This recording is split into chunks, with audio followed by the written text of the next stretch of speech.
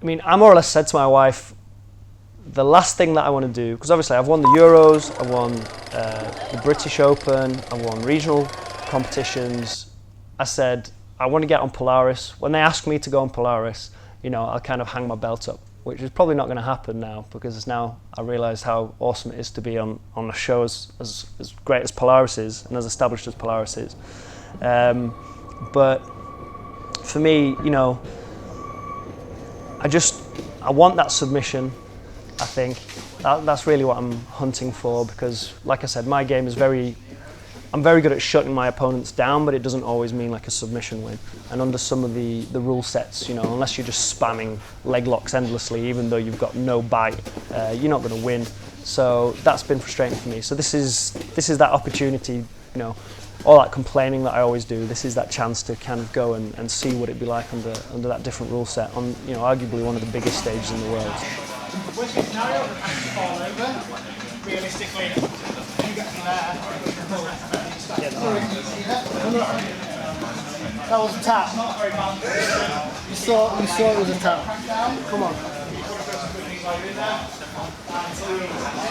Yeah, no, it was. You can do really well. You can do really well, Fred.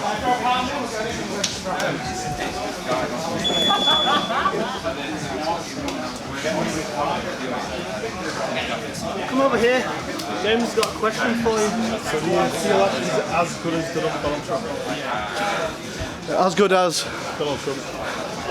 I mean, jiu-jitsu wise, they're probably on a par. I'd say probably about the same level, but he's got a lot in common with him. He's a power-crazed megalomaniac. Obviously, they've both got hair situations going on. I mean, I've got quite thick, luxurious hair, but you've both got similar policies on kind of human rights. Well, my wife has been really supportive all the way through. She used to train jiu-jitsu before we had Marcy, my daughter. And back when I was just doing gi super fights, she was really fine about it. You know, I've never had a super fight and been tapped out, so she wasn't too worried.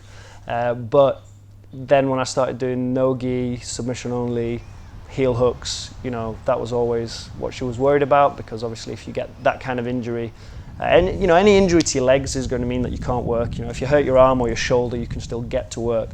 You hurt your legs, it becomes a little bit difficult. You know, hugely supportive, but just a little bit anxious.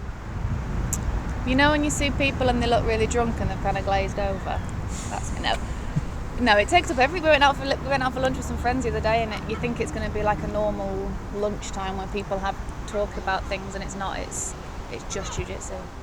Worry about it still, not as much as striking. Because it's dangerous, isn't it? Like, I think since I've done it, like, I think I missed out on this whole like foot and ankle and knee sort of revolution that seems to have taken over jiu-jitsu, and the amount of talk and pressure that gets put on your limbs. And you know, he has a family, he's got a daughter. Like, it worries me that he'll not be able to use his legs. More of a concern is like the time input. You know, I'm already at the gym just with work so much, and then as soon as there's a super fight, there has to be an extra couple of sessions a week, and then, you know, I'm hardly ever at home, and my days at home with my child are Thursday, Friday, which obviously isn't the weekend. So when my wife's at work, we hardly see each other, and it's just, you know, she's in the house and I'm out of the house, and then vice versa. So that tends to be more of the consideration when I've got super fights coming up. But like I say, yet to be submitted in a super fight, so she's not too worried about the physical kind of danger.